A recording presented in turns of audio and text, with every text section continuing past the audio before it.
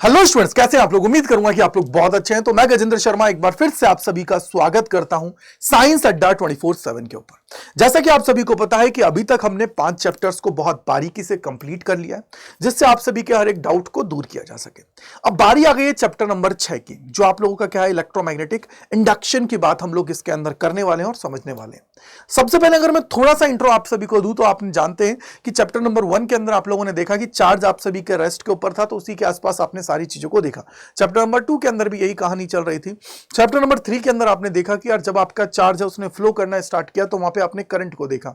Current को भी आप लोगों ने वहां पे जानने के बाद में जैसे ही चैप्टर नंबर 4 के अंदर आप लोग आए, तो वहां पे बोला कि यार अगर आपके पास कोई भी वायर है जिसके अंदर करंट फ्लो हो रहा है, तो उसके चारों तरफ क्या होता है, स्ट्रॉन्ग मैग्नेटिक फील्ड आप सभी को देखने को मिलता है। ये किसने बताया? ये ऑर्स्टोड जी ने आप सभी को बताया। कितनी वैल्यू वहां पे देखने को मिलती है, तो ये आप सभी को बताया बायो सावर्ट जी ने। इसके बाद में हमने देखा कि यार उस मैग्नेटिक फील्ड के अंदर अगर किसी सब्सटेंस को लाके रखते हैं, तो अगर वो फेरोमैग्नेटिक है, पैरामैग्नेटिक है, डायमैग्नेटिक है, तो इनके तीनों की मैंने प्रॉपर्टीज को आप सभी को बहुत बारीकी से समझाया था। और इनको जब आप लोग मैग्नेटिक फील्ड के अंदर रखते हो, तो ये भी क्या करते हैं, मैग्नेट की तरह बिहेव करने लगते हैं। तो इसलिए हम लोग उसको वहां पे देखते हैं और बोलते हैं कि यार जब हमने वहां पे देखा कि यार जब करंट की वजह से मैग्नेटिक फील्ड आप सभी को देखने को मिल रहा था, तो क्या मैग्नेटिक फील्ड को यूज करके हम लोग यहाँ पे जो ईएमएफ है और करंट है, क्या उस तक नहीं पहुंच सकते हैं? क्योंकि देखो कहीं ना कहीं चेंज आना स्वाभाविक है, तभी जाके चीजें होंगी। तो इसको बारीकी से देखने वाले हैं और चीजों को समझने वाले हैं। तो चलिए शुरू करते हैं। सबसे पहले आप लोग देखेंगे कि अगर मैं इसकी बात करूं, तो ये चैप्टर बहुत इंपॉर्टेंट है, क्योंकि यहां से अगर सीयूटी की बात करते हो, तो कम से कम 2 क्वेश्चंस आप सभी को देखने को मिलते हैं, और दोनों अलग अलग टाइप के आपको देखने को मिलते हैं। और वहीं अगर आप लोग बात करोगे बोर्ड के एग्जाम की बात करोगे, तो बोर्ड के एग्जाम के अंदर भी आप सभी का इसका अच्छा खासा वेटेज आप सभी को देखने को मिलता है, और यहाँ पे लगभग 2 से 4 नंबर तक का आप लोग को यहाँ पे देखने को मिल जाता है। तो हो सकता है कि एक छोटा क्वेश्चन आप सभी को देखने को मिले, या 2 एमसीक्यूज आप सभी का आ जाए, या केस बेस्ड स्टडी आप सभी को इससे आ जाए। तो उसके अकॉर्डिंग सारी चीजें आप सभी की यहां पे चलती हैं। अगर मैं यहां पे सबसे पहले बात करूं, तो आओ देखो, अगर मैं यहां पे थोड़ा सा आप सभी को बोलूं, तो देखो आप लोगों का पहला जो केस होता है ना, वो होता है इलेक्ट्रोमैग्नेटिक इंडक्शन। मतलब क्या हुआ सर?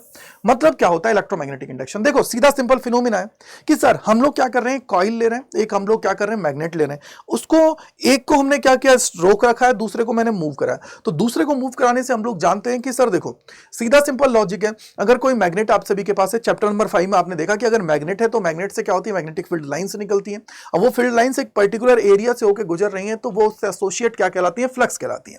अगर उस फ्लक्स के अंदर टाइम के साथ चेंज हो रहा है, तो वो फिनोमिना या वो पूरा प्रोसेस जिसके अंदर जब आप लोगों का टाइम के साथ फ्लक्स के अंदर चेंज हो रहा है, तो उसकी वजह से आप सभी को क्या देखने को मिलेगा, ईएमएफ देखने को मिलेगा। और अगर आपका सर्किट क्लोज्ड है, जब आप लोगों का सर्किट क्लोज्ड होता है, तो वहां पे आप सभी को करंट देखने को मिलेगा। तो ये पूरा फिनोमिना होता है, इसी को हम लोग क्या कह देते हैं, इलेक्ट्रोमैग्नेटिक इंडक्शन कह देते हैं। समझने के लिए देखो, मान लो मैंने आपको बोला कि सर मेरे पास एक मैग्नेट है, ठीक है जी। एक तो मेरे पहले बोला कि ये मेरे पास क्या है, एक कॉइल है, ठीक है।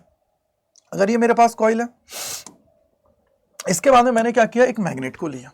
देखो यार ये तुम्हारे पास क्या है, एक मैग्नेट हो गया। तो ये कॉइल है, एक मैग्नेट है, ये हमने यहाँ पे ले लिया।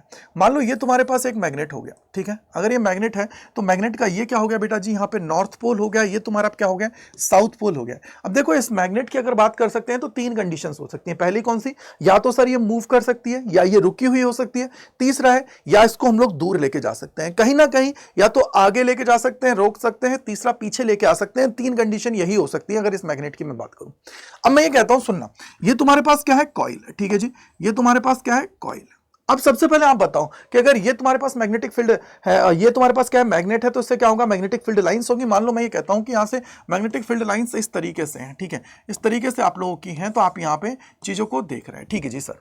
अब मेरे को एक चीज बताओ कि अगर ये मैग्नेटिक फील्ड लाइंस है आप सभी की, मेरे को एक चीज जानना है तुमसे कि अगर इसको मैं वेलोसिटी इसकी उसको 0 रखूंगा, तो क्या यहां पे चेंज आएगा? सर देखो चेंज का मतलब क्या होता है, अगर मैं अपनी पोजीशन पे खड़ा हुआ हूं, तो क्या मुझ में चेंज आ रहा है? बिल्कुल नहीं आ रहा है। यानी कि अगर मेरे से फील्ड लाइंस निकल रही हैं, सामने मान लो एक बोर्ड है, और मैं अगर यहीं पे खड़ा हुआ हूं, तो जितनी फील्ड लाइंस आज निकल रही हैं, उतनी कल निकलेंगी, उतनी परसों निकलेंगी। यानी कि सब कुछ कांस्टेंट रहेगा, ऐसा तो नहीं चेंज होगा।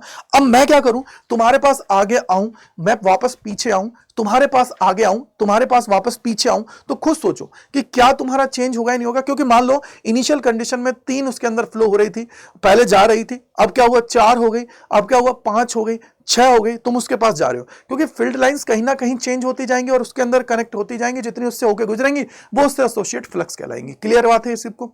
यानी कि सर कहीं ना कहीं यहां पे एक चीज समझ में आ गई है कि ये जो तुम्हारे पास है, अगर ये वेलोसिटी इसकी 0 है तो उस केस के अंदर यहां पे कांस्टेंट होगा और सामने आप सभी का ना तो ईएमएफ होगा और ना ही करंट आप सभी को देखने को मिलेगा। या तो v वेलोसिटी से तुम इसकी तरफ जा सकते हो या v वेलोसिटी से तुम इधर की तरफ आ सकते हो, दोनों ही केसेस के अंदर आप सभी का यहां पे आपको चेंज देखने को मिलेगा। यानी कि यहां पे क्या होगा, चेंज आप सभी को देखने को मिलेगा। तो चेंज अगर देखने को मिल रहा है तो इसका मतलब यहां पे फ्लक्स चेंज हो रहा है, क्योंकि फ्लक्स का मतलब क्या होता है, बोला से जितनी भी फील्ड लाइंस है एक पर्टिकुलर एरिया से होकर गुजर रही हैं, वो उससे एसोसिएट क्या कहलाएगा, फ्लक्स कहलाएगा। ये अभी मैं आपको बता दूंगा, तो वो हमारा क्या कहलाता है, फ्लक्स कहलाता है। ठीक है सर, अब मेरी बात मानो, थोड़ा सा मैं आप सभी से पूछना चाहूंगा, सुनना कि क्या यहां पे अगर इसके अंदर चेंज होगा, देखो एक है तुम्हारी वेलोसिटी 0 हो, ये एक है चेंज आ रहा है, अगर चेंज आएगा तो यहां पे ईएमएफ है वो भी आप सभी का होगा और आपका जो करंट है वो भी आप सभी को देखने को मिलेगा। क्यों? क्योंकि अकॉर्डिंग टू यहां पे आगे जाके आप फैराडेज लॉ देखोगे, देखो ये रहा, ये जो फैराडेज लॉ आप सभी देखोगे इसके अकॉर्डिंग यही होता है कि जो आप लोगों का चेंज इन फ्लक्स हो रहा है विद रिस्पेक्ट टू टाइम, वो डायरेक्टली प्रोपोर्शनल किसके होता है, ईएमएफ के होता है। यानी कि कहीं ना कहीं आप ये बोलोगे कि जो ई होता है ना बेटा, ई जो डायरेक्टली प्रोपोर्शनल किसके होता है, d∅dt आप लोग लिखोगे, यानी कि change in flux with respect to time. अगर फ्लक्स में चेंज नहीं होगा टाइम के साथ तो तुम्हारा ईएमएफ कितना हो जाएगा, 0 हो जाएगा। ये याद रख लेना, ईएमएफ क्या हो जाएगा, 0 आप सभी का हो जाएगा। तो कंडीशन क्या हुई, कंडीशन ये कह रही है कि तुम्हारे पास अगर कॉइल है, अगर तुम्हारे पास कोई भी बेटा कॉइल है, दूसरा तुम्हारे पास अगर मैग्नेट है, क्या है बेटा, मैग्नेट है, तो इनमें से कम एक मूव करना चाहिए, यानी कि वन शुड बी मूविंग। क्या होना चाहिए, वन शुड बी मूविंग आप सभी का होना चाहिए, वन शुड बी मूविंग आप सभी का हो, वन शुड बी, ठीक है, वन शुड बी मूविंग आप सभी का होना चाहिए, तब जाके चेंज आप सभी को देखने को मिलेगा। One should be moving. दूसरी चीज, अगर ये मूव करेगा तो इसकी वजह से क्या होगा, फ्लक्स में चेंज आएगा। क्या होगा, चेंज इन फ्लक्स होगा। बेटा अभी मैं आपको प्रैक्टिकली बता दूंगा, वेट कर लो। तो ये क्या होगा, चेंज इन फ्लक्स होगा। क्या होगा, चेंज इन फ्लक्स आप सभी का होगा। तो चेंज इन फ्लक्स हुआ, अगर चेंज इन फ्लक्स हुआ तो इसकी वजह से क्या होगा, इंड्यूस्ड ईएमएफ होगा। क्या होगा बेटा, इसकी वजह से इंड्यूस्ड ईएमएफ होगा। ठीक है, इंड्यूस्ड आप सभी का ईएमएफ होगा। और सबसे बड़ी बात है कि अगर तुम्हारा सर्किट क्लोज्ड है, क्या है बेटा, अगर तुम्हारा सर्किट क्लोज्ड है, ठीक है, सर्किट अगर तुम्हारा क्लोज्ड है तो उस केस के अंदर इसके अंदर क्या हो जाएगा, इंड्यूस्ड करंट हो जाएगा। क्या हो जाएगा, इंड्यूस्ड करंट आप सभी का हो जाएगा। क्या हो जाएगा, इंड्यूस्ड करंट आप सभी का हो जाएगा। क्लियर है, यानी कि दोनों में से कम एक मूव होना जरूरी है, तब जाके आप बोलोगे कि यहां पे आपको चेंज देखने को मिलेगा। अब जैसे ही आप यहां से देखोगे, इसको हटाओगे तो एक प्रोपोर्शनलिटी साइन लेते हैं कि उसकी वैल्यू क्या होती है, 1। लेकिन अगर मैं जनरली ईएमएफ की इक्वेशन की बात करता हूं तो ई क्या हो जाएगा, माइनस का d∅dt होता है। अब ये माइनस साइन क्यों आया है, अभी आगे जाके हम लोग देखेंगे। यहां पे हमारे एक भाई साहब हैं, लेंज भाई साहब, उनका लॉ यहां पे काम आने वाला है। तो मैं एक बार आपको थोड़ा सा प्रैक्टिकली भी चीजें बता देता हूं, एक सेकंड मेरे को दे दीजिए, ठीक है, एक सेकंड मुझे दे दीजिए, ठीक है, एक सेकंड मैं आप सभी से लेना चाहूंगा, ठीक है बेटा, एक सेकंड मैं आप सभी से लेना चाहूंगा, एक सेकंड मेरे को दे दीजिए, ठीक है बेटा, एक सेकंड दे दीजिए, ठीक है, एक सेकंड मेरे को दे दीजिए, ठीक है। यहां पे देखते हैं, अगर मैं यहां पे आता हूं तो देखो क्या हुआ कि इसका वीपीएन ऑन कर लेता हूं, वीपीएन ऑन करता हूं, जिससे मैं क्या है कि यहाँ पे इसको ऑन करा पाऊं, ठीक है, एक सेकंड मेरे को दे दीजिए, ठीक है बेटा जी, एक सेकंड अभी हम लोग देख लेते हैं, जिससे आपको चीजें समझ में आ जाएगी। एक सेकंड ये ऑन हो रहा है तो मैं आपको फील करा दूंगा, एक सेकंड मेरे को दे दीजिए, जिससे आपको चीजें कनेक्ट हो जाए। एक सेकंड पता लगे, ये लीजिए, हम लोग चलते हैं और देख लेते हैं। यहाँ पे ऑन हो जाए भाई जल्दी, ठीक है। यहाँ पे मेरे को कोड डालना पड़ेगा, देखो पासवर्ड क्या है, अबे यार भाई हो जाए यार जल्दी, एक सेकंड बस, तुम्हें बस फील कराने के लिए मैं देख रहा हूँ, ठीक है, एक सेकंड रुक जाओ, फील कराने के लिए दिखा रहा हूँ, जिससे तुम फील कर पाओ कि एक्चुअली में चेंज कैसे होता है, अन्यथा फिर दिक्कत आती है।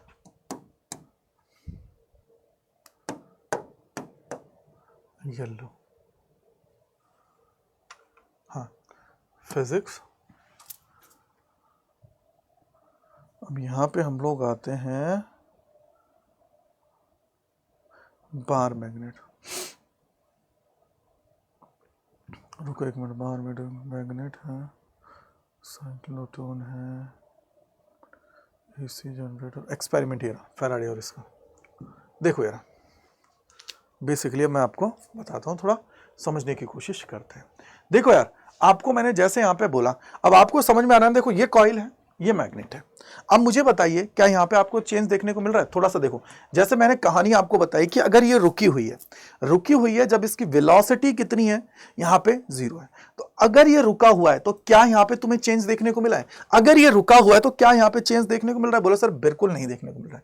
अब मेरी कंडीशन क्या थी, या तो मैं इसकी तरफ जाऊं या इससे दूर आऊं, दोनों कंडीशंस में मुझे चेंज देखने को मिलेगा। ऐसा नहीं है कि सर यहाँ पे चेंज देखने को नहीं मिलेगा। तो आइए देखिए, सबसे पहले अगर मैं यहाँ पे देखता हूं तो आप देखोगे चाहे इससे दूर जाइए, चाहे इसके पास आइए, चाहे इससे दूर आइए, चाहे इसके पास जाइए, तो आप यहां पे देखेंगे कि गैल्वेनोमीटर के अंदर आपको डिफ्लेक्शन देखने को मिल रहा है। अभी डायरेक्शन क्या होगी वो तो मैं आपको बताऊंगा कि जो इसके अंदर इंड्यूस्ड ईएमएफ और इंड्यूस्ड करंट की डायरेक्शन है वो किस तरीके से है, वो अभी मैं बताऊंगा। मैं आपको सिर्फ यहां पे ये बता रहा हूं कि अगर तुम इसको चेंज करोगे, चाहे तुम इसके पास लेके आओ, चाहे तुम इससे दूर लेके आओ, चाहे इसके पास लेके आओ, चाहे इससे दूर लेके आओ, दोनों कंडीशन में आपका चेंज होगा। लेकिन अगर ये रुक जाता है, इसकी वेलोसिटी 0 हो जाती है, फॉर एग्जांपल यहां पे जाके ये रुक गया, तो वेलोसिटी अगर 0 हो गई तो उस केस के अंदर यहां पे चेंज आप सभी का नहीं हो रहा है। इससे दूर लाओगे तो आप लोगों का चेंज हुआ, लेकिन यहां पे जाके रुक गया तो इसका मतलब यहां पे चेंज देखने को नहीं मिल रहा है।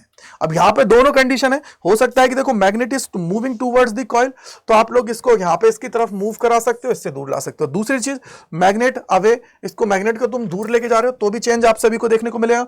चाहे कॉइल की बात करोगे तो कॉइल को चाहे तुम मूव करा दो, दोनों केसेस की बात है।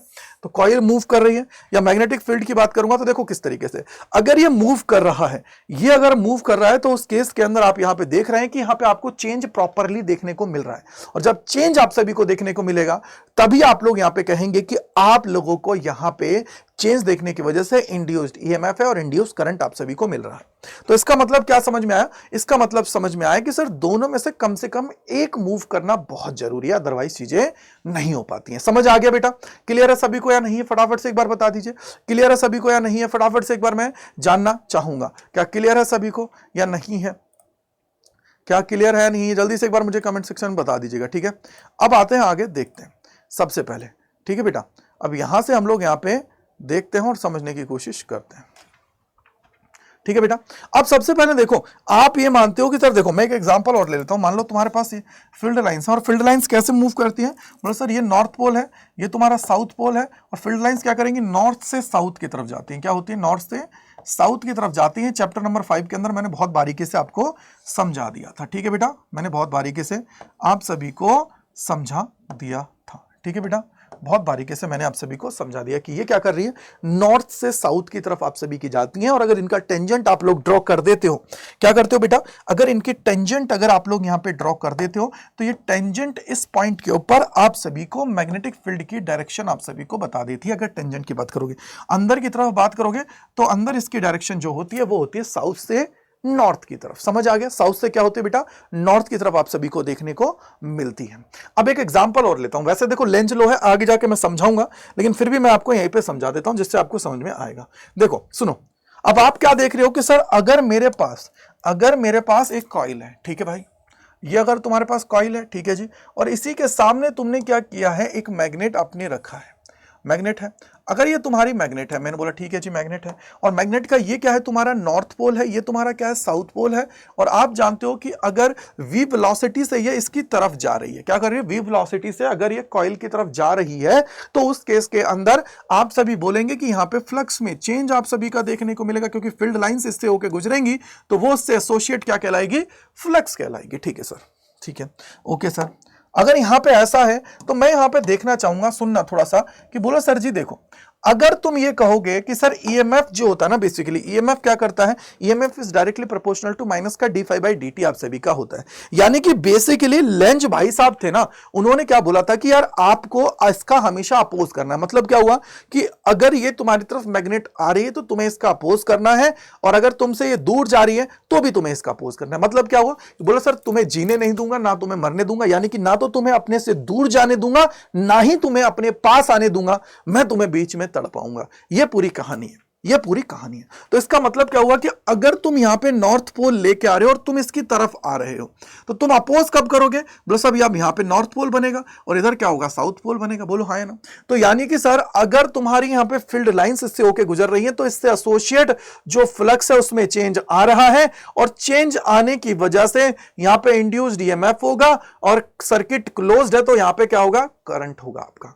और करंट की डायरेक्शन इस प्रकार से होगी कि वो क्या करेगी? अपोज करेगी। इसका मतलब क्या हुआ कि सर जी अगर मैं यहां पे सिंपल वर्ड में बोलूं कि अगर ये नॉर्थ पोल है, ये नॉर्थ पोल होगा, नॉर्थ पोल की डायरेक्शन में अपनी उंगलियों को रखो और उंगलियों को कर्ल्ट कर दो। उंगलियों को कर्ल्ट करो, उंगलियों को कर्ल्ट करोगे तो आप देखोगे कि यहां पे डायरेक्शन आप सभी को क्या देखने को मिल जाएगी? Anti clockwise. तो ये डायरेक्शन आप सभी की हो जाएगी, क्या हो जाएगी? एंटी क्लॉकवाइज आप सभी की डायरेक्शन है अपोज करने पे। ठीक है, अब दूसरी कंडीशन एक और ले लो। मान लो सर, अब मैं यहां पे एक एग्जांपल और लेता हूं। मान लो ये तुम्हारे पास है, ठीक है जी, ओके। यहां से तुमने क्या किया? एक यहां पे मैग्नेट रख दिया है, ठीक है। अब तुम क्या कर रहे हो बेटा जी? इसका अपोज कर लेना है। ये नॉर्थ पोल है, ये साउथ पोल है और ये वी वेलोसिटी से क्या कर रही है? तुमसे दूर जा रही है।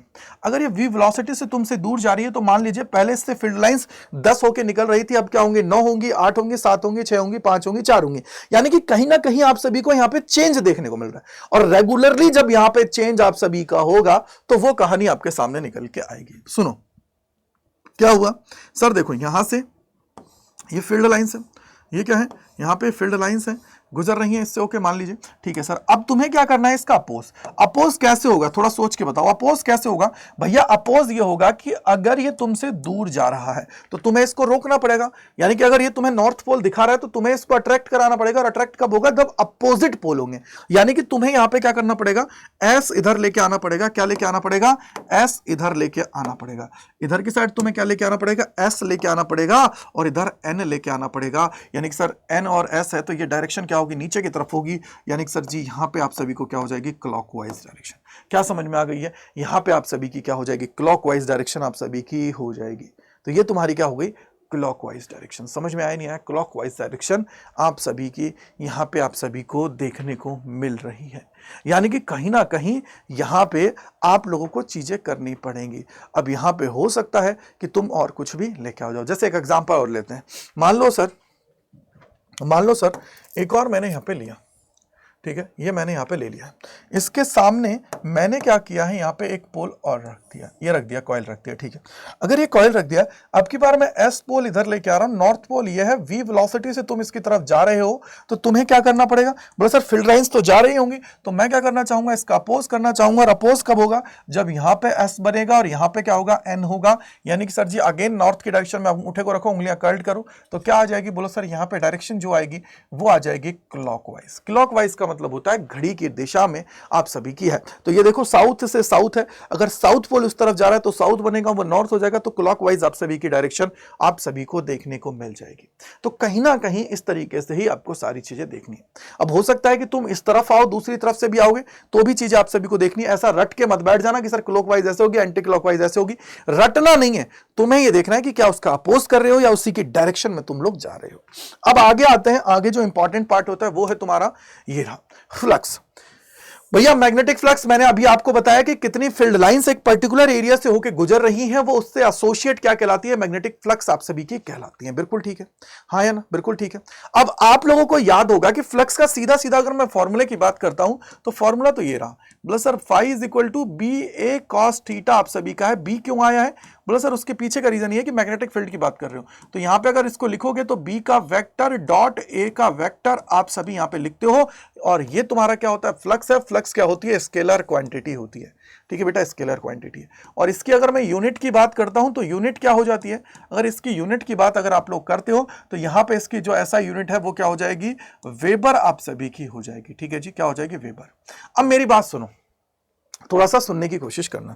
देखो यार, आप यहां पे कैसे डिसाइड करोगे कि कौन सी डायरेक्शन में कौन है क्या नहीं है? तो वो किससे डिसाइड होता है? देखो मान लो तुम्हारे पास ये क्या है? मैग्नेटिक फील्ड लाइंस है, ठीक है जी, ये तुम्हारे पास क्या है? मैग्नेटिक फील्ड लाइंस है, ठीक है, मान लिया हूं ये मैग्नेटिक फील्ड लाइंस आप सभी के सामने है। अब क्या होगा आगे देखते हैं थोड़ा सा और समझने की कोशिश करते हैं।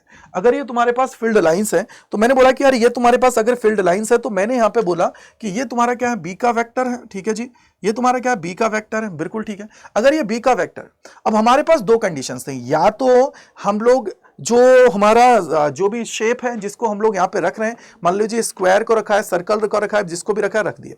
अब यहाँ पे दो कंडीशन होती है, या तो आप बोलोगे कि plane parallel to the magnetic field होगा या एरिया वेक्टर। तो आपको एक चीज याद रखनी है, आजकल जो सवाल बन रहे हैं ना उसके अंदर वो क्या करते हैं, प्लेन को छेड़छाड़ करते हैं।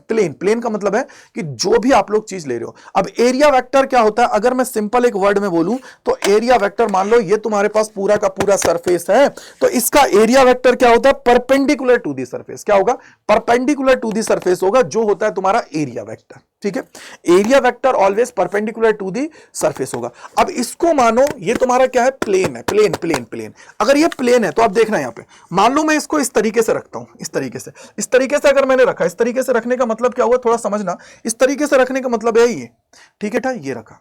अब मुझे आप बताओ कि यहां पे अगर मैं प्लेन की बात करूंगा तो ये तो रहा प्लेन, इसको आप लोग बोल देते हो प्लेन, ठीक है जी प्लेन है। और यहां पे अगर प्लेन मेरा क्या है, मैग्नेटिक फील्ड के पैरेलल है। देखो दो चीज याद रखना, plane parallel to the magnetic field, ठीक है। तो यहां पे प्लेन जो है ना मैग्नेटिक फील्ड के पैरेलल है, तो यहां पे लिखो plane parallel with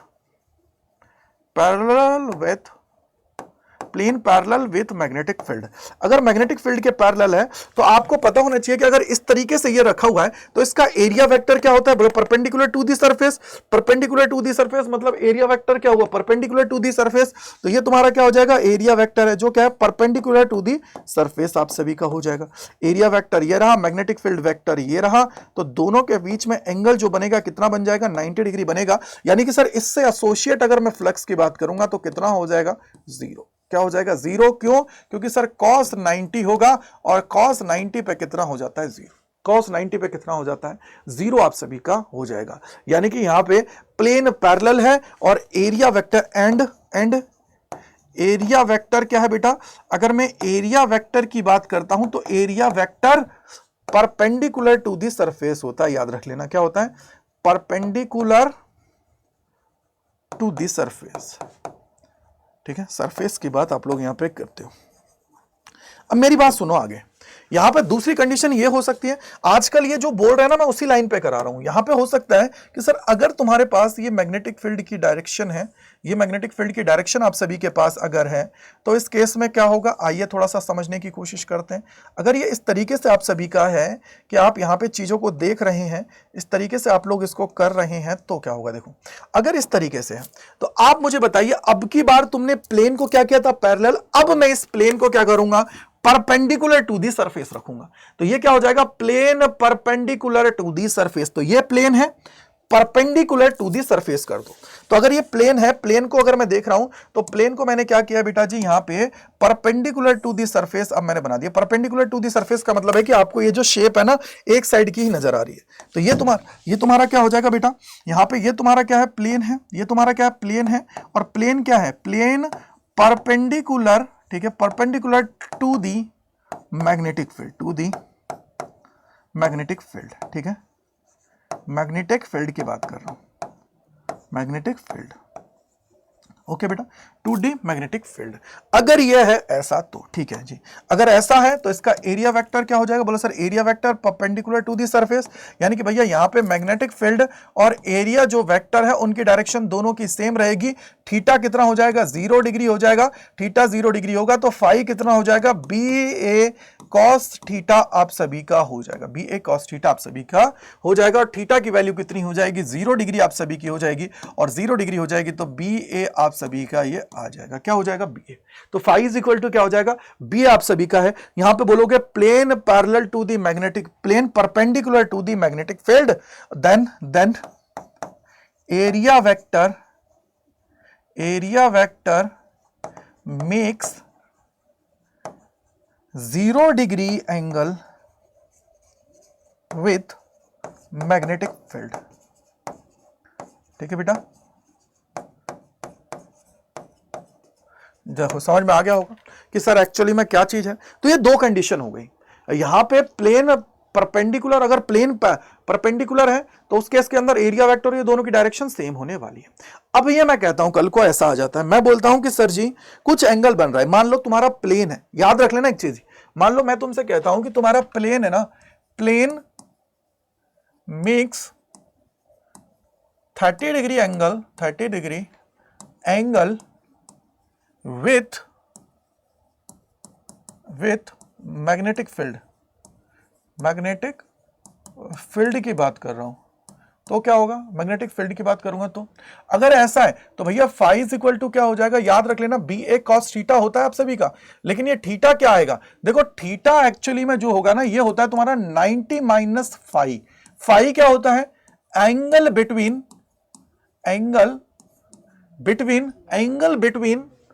magnetic field and plane, क्या है, एंगल बिटवीन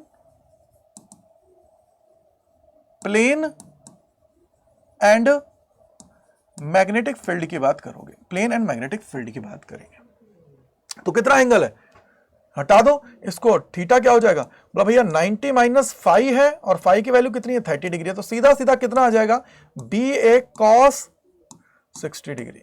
याद रख लेना, इस तरीके से आपको याद रखने की जरूरत है क्योंकि कहीं ना कहीं वो आपसे एंगल पूछेगा और चेंज करवाएगा, तो इस तरीके से थोड़ा सा आप सभी को इसको ध्यान रखते हुए चलने की जरूरत है। जब आप लोग ध्यान रखोगे तब जाके आपको पता लगेगा, अदरवाइज बेटा जी पता नहीं लगता है, तुम वहीं पे गड़बड़ाई कर देते हो। अब आते हैं आगे, थोड़ा सा और समझने की कोशिश करते हैं, चीजों को आप लोग कनेक्ट कर पाएंगे और चीजों को अच्छे से देखते हुए चलने की कोशिश हम लोग यहाँ पे करते हैं और समझने की कोशिश करते हैं। आई होप कि आप लोगों को ये अभी तक का जो है वो समझ में आ गया है, मैंने बहुत बारीकी से आपको समझाया है जिससे आपको कोई दिक्कत नहीं हो रही होगी। अब आइए, ये इंपॉर्टेंट था भाई, बहुत ज्यादा इंपॉर्टेंट था ये वाला पार्ट, क्योंकि आजकल जो सवाल बन रहे हैं वो इसी तरीके के बन रहे हैं, हो सकता है कल को चीजें और भी बन जाए, अलग से बन जाए। देखो एक नीट के अंदर एक सवाल आया था इस तरीके का, यहां से इस तरीके से, आपको भी देखा होगा इस तरीके से, ये जो है ना एंगल थीटा दे रखा था। अब आप जानते हो ये एंगल किसके साथ बना रहे हो, प्लेन के साथ, तो प्लेन के साथ है एरिया वेक्टर तो परपेंडिकुलर टू द सरफेस होगा, तो थीटा कितना, फाई कितना, जो कॉस थीटा कितना हो जाएगा, कॉस थीटा की वैल्यू कितने हो जाएगी 90 डिग्री और ये हो जाएगा 0, तो फ्लक्स कितना हो जाएगा 0। तो इस तरीके से आपको ये ध्यान रखने की जरूरत है कि अलग अलग साइड में अलग अलग चीजें आपको दे सकता है अकॉर्डिंग टू वो जो अपनी जो भी चीजें हैं उसके अकॉर्डिंग। तो यहाँ पे इन दोनों की बात करोगे तो यहाँ पे क्या होगा, तुम्हारा प्लेन क्या है, पैरेलल है, और प्लेन अगर पैरेलल है तो उस केस के अंदर थीटा तुम्हारा 90 डिग्री होगा और फाई तुम्हारा कितना हो जाएगा, तुम्हारा फाई कितना हो जाएगा 0। इस केस के अंदर आप बोलोगे कि plane perpendicular to the magnetic field है, तो उस केस के अंदर तुम्हारा एंगल क्या होगा, एरिया वेक्टर और मैग्नेटिक फील्ड का 0 होगा, और उस केस में तुम्हारा फाई जो होगा ना वो बी ए हो जाएगा। चलिए आइए आगे चलते हैं। आगे अगर हम लोग अब चलते हैं तो इस केस के अंदर आप लोग यहां पे देखेंगे कि भैया फैराडेज इलेक्ट्रोमैग्नेटिक लॉ की बात करते हैं, तो उन्होंने यही बताया है कि भैया चेंज इन फ्लक्स, देखो वही बोला गया है जो यहां पे बोला है, क्या बोला गया, पढ़ो कि whenever there is a change in the magnetic flux linked with the coil, ठीक है, and EMF is induced in the coil, the induced EMF is proportional to the rate of change of magnetic flux. तो भैया proportional है तो directly proportional आप लोग बोलोगे क्या हो जाएगा, D phi by D T आप सभी का है, या इसी को लिख सकते हो is directly proportional to del phi by del T भी आप सभी का हो जाता है। तो उससे कोई प्रॉब्लम की बात नहीं है बेटा जी, ठीक है, कोई प्रॉब्लम की बात नहीं है, ठीक है, ओके है। किसी को दिक्कत, किसी को परेशानी हो तो बताओ, नहीं है, आई थिंक किसी को परेशानी नहीं होगी। अब सबसे पहले देखो यहां पे आप जैसे ही इसको लिखोगे तो यहां पे अगर आपके पास नंबर ऑफ टर्न्स दे रखे हैं तो इसको अगर क्या लिख सकते हो, देखो मैं बोलता हूं तो E इज इक्वल टू क्या होता है, माइनस का D phi by D T होता है। माइनस क्यों आता है, मैंने समझा दिया है कि वो अपोज करेगा। अगर n नंबर ऑफ टर्न्स आप सभी को दे रखे हैं तो क्या होगा, n नंबर ऑफ अगर टर्न्स दे रखे हैं तो क्या होगा, n नंबर ऑफ टर्न्स अगर दे रखे हैं तो E is equal to minus का n D phi by D T आप सभी का हो जाता है। अब याद रखिएगा कि यहां पे माइनस साइन जो डिनोट कर रहा है ये सिर्फ ये बता रहा है कि आप क्या करोगे, उसका अपोज कर रहे हो। तो यहां पे इसका मैं मैग्नीट्यूड कंसीडर कर रहा हूं, लेकिन न्यूमेरिकल्स अगर आपके पास आते हैं तो उसमें आप सभी अगर वहां पे माइनस और प्लस दोनों में दे रखे हैं तो आपकी फर्स्ट प्रायोरिटी क्या होगी, माइनस साइन होगी, क्योंकि आंसर के अंदर माइनस है। तो इसका मैंने क्या कर दिया है भैया जी, मोड कर लिया है। मोड इज इक्वल टू क्या है, N D phi by D T आप सभी बोल सकते हो, या इसी को बोल सकते हो E और n del phi by del T भी आप सभी बोल सकते हो, ठीक है, del phi by del T भी आप सभी इसको बोल सकते हो। अगर ये तुम्हारा क्या हो गया, इसकी अगर मैं बात करता हूं तो ये तुम्हारा हो गया है इंड्यूस्ड ईएमएफ। ये तुम्हारा क्या हो गया बेटा, इसको आप लोग बोलोगे इंड्यूस्ड ईएमएफ, ठीक है, इंड्यूस्ड ईएमएफ की बात हम लोग यहां पे कर रहे हैं।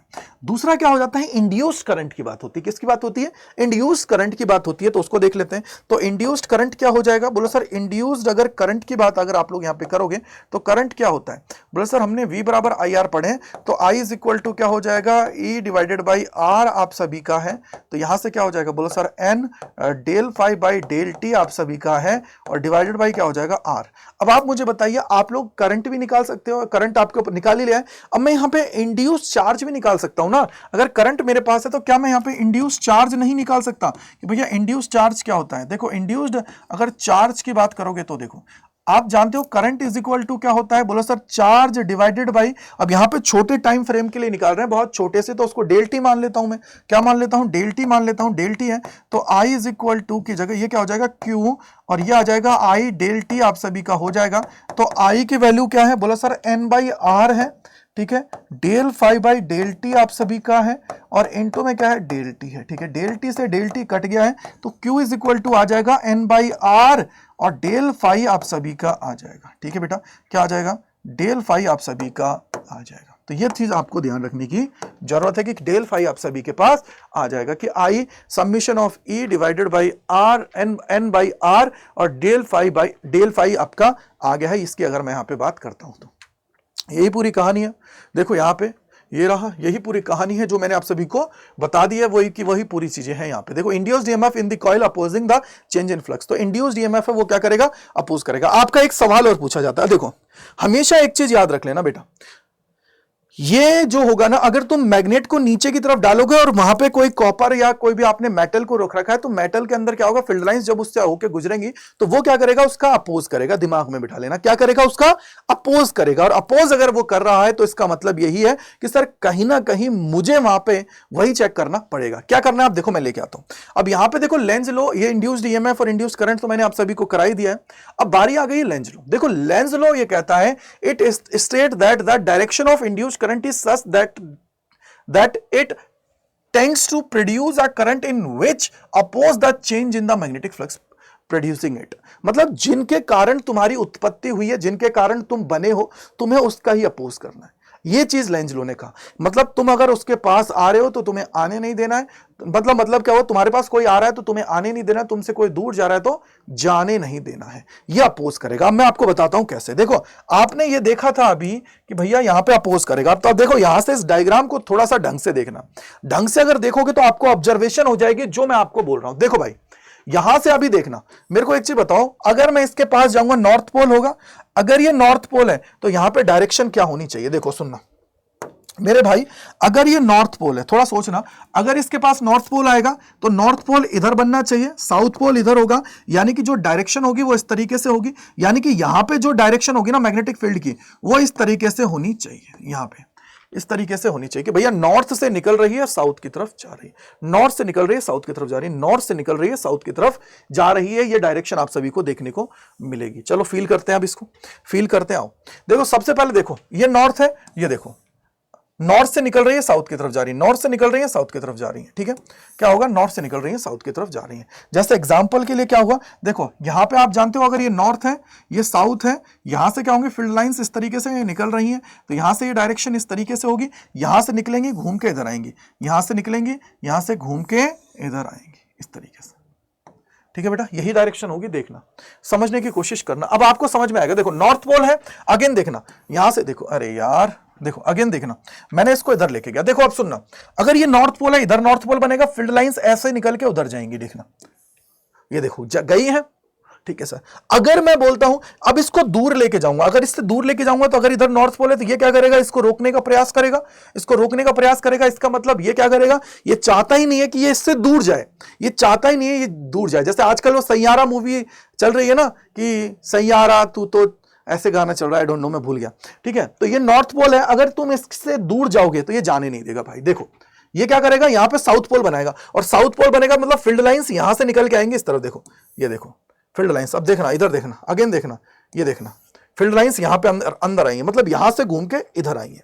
तो यही तुम्हें ध्यान रखना है कि ऑलवेज यह क्या करेगा, अपोज करेगा। इसकी टेंडेंसी है अपोज करने की, क्या है, अपोज करने की इसकी टेंडेंसी है, यह तुम्हें ध्यान रखने की जरूरत है। आओ देखो क्या है, मान लो मैं एक एग्जांपल लेता हूं। देखो तुमसे सबसे ज्यादा सवाल पूछा जाता है ना, वो ये है कि मान लो तुम्हारे पास एक कॉइल है इस तरीके से, ठीक है, तुम्हारे पास एक मैग्नेट है जो ऊपर की तरफ है, इस मैग्नेट को क्या कर रहे हो तुम लोग फ्रीली मूव करा रहे हो, ऊपर से नीचे डाल रहे हो, ठीक है। ये क्या हो जाएगा, नॉर्थ पोल है, ये तुम्हारा क्या है, साउथ पोल है, ठीक है। अब आप जानते हो कि अगर फील्ड लाइंस की बात करोगे तो ये ऊपर से आ रही है, ऊपर से आ रही है मतलब इसका एक्सेलरेशन कितना है, ए है। और यहां पे आप जानते हो कि अगर ये इसकी तरफ आएगी तो ये नॉर्थ पोल है। अगर ये क्लोज्ड है, याद रखना कई बार वो बोलेगा कि स्मॉल कट इन रिंग, अगर स्मॉल कट है रिंग के अंदर तो रिंग के अंदर वो क्या है, आप लोगों का सर्किट क्लोज नहीं है तो करंट आपको नहीं देखने पड़ेगा, करंट नहीं होगा तो मैग्नेटिक फील्ड नहीं होगा, यानी कि वो इसका अपोज नहीं करेगा, सीधा निकल जाएगा, ठीक है। ए बराबर जी के हो सकता है। लेकिन अगर ये है, अगर इस तरीके से है तो इस केस में ये क्या बनाएगा, नॉर्थ पोल इधर बनेगा, इधर साउथ पोल बनेगा। अगर नॉर्थ पोल और साउथ पोल है तो डायरेक्शन क्या हो जाएगी, इस तरीके से होगी, जो इसका अपोज करेगी। इसको ए है, ये पहले इनिशियली अगर इसमें कट होता है तो ए जी के बराबर होना चाहिए था, क्योंकि जी क्या होता है, एक्सेलरेशन ड्यू टू ग्रेविटी होता है। लेकिन यहां पे ये जो ए होगा वो क्या होगा, लेस देन जी होगा, याद रख लेना। क्यों, क्योंकि ये इसका अपोज कर रहा है।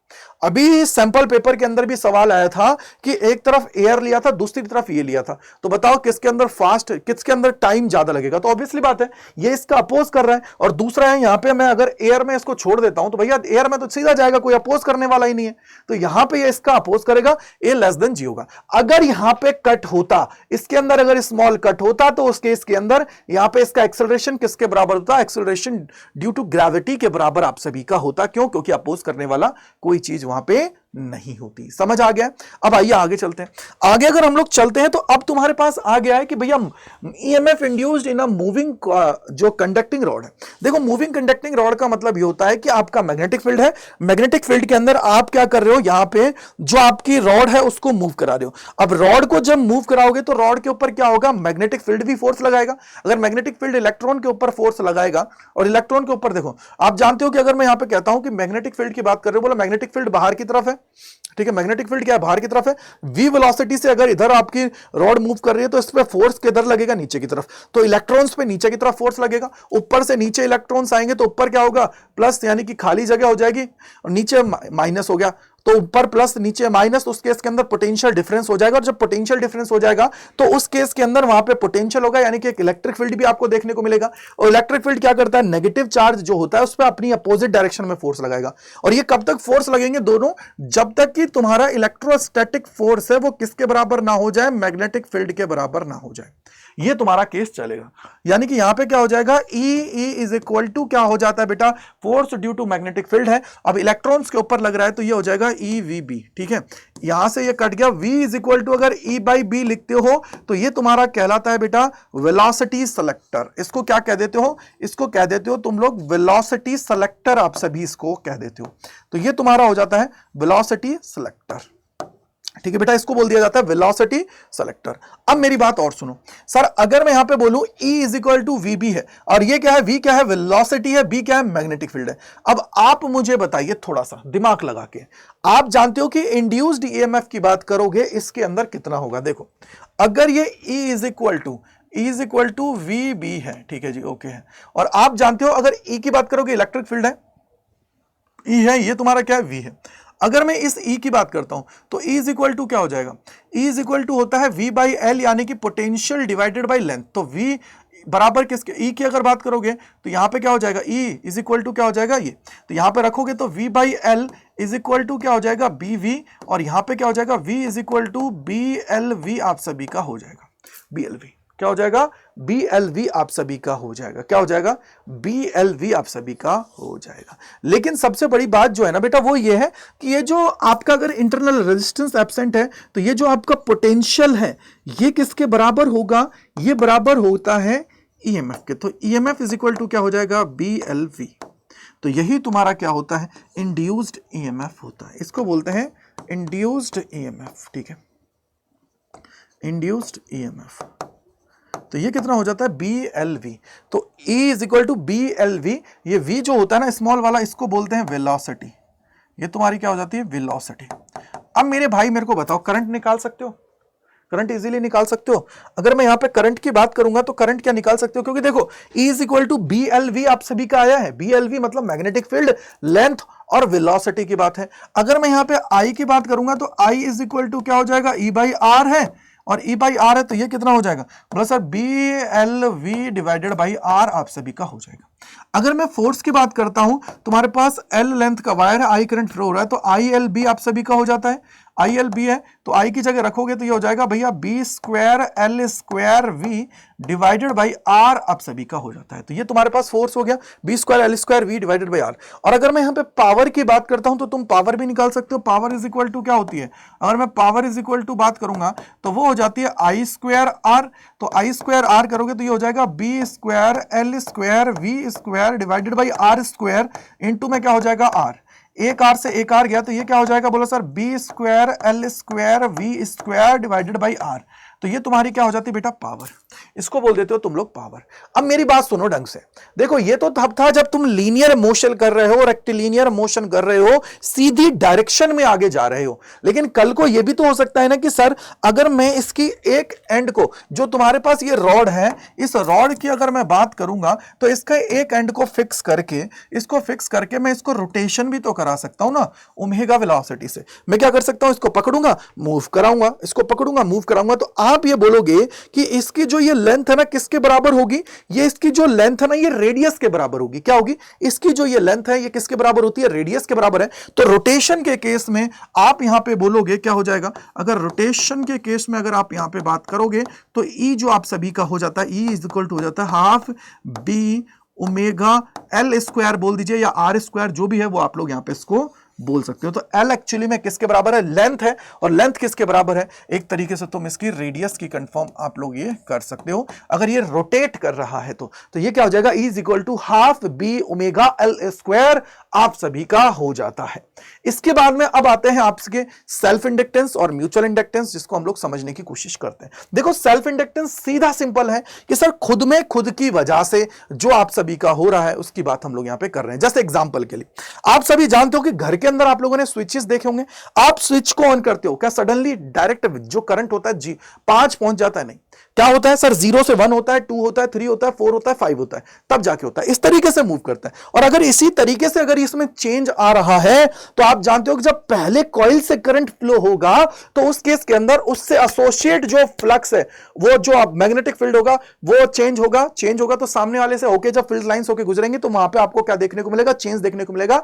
तो वहां पे आपको क्या होगा, इंड्यूस करंट देखने को मिलेगा। एग्जांपल के लिए जैसे मैं आपको बोलता हूं कि मान लो ये तुम्हारे पास इस तरीके से कॉइल है और आप जानते हो कि इसके अंदर अगर आपसे करंट फ्लो हो रहा है, मान लो मैंने बोला कि इसके अंदर करंट आपका आई फ्लो हो रहा है, आप बताओ करंट यहां पे फ्लो करेगा तो ये चेंजिंग है तो ऑब्वियसली बात है अगर यहां पे ये चेंजिंग है तो यहां पे इससे सामने वाले से फील्ड लाइंस होकर गुजरेंगी तो वहां पे आप लोगों का क्या होगा, अपोज जो आप लोगों का करने वाला जो आई करंट है वो आपको देखने को मिलेगा, जिसको आप लोग बोलते हो इंड्यूस्ड करंट आप सभी को देखने को मिलेगा।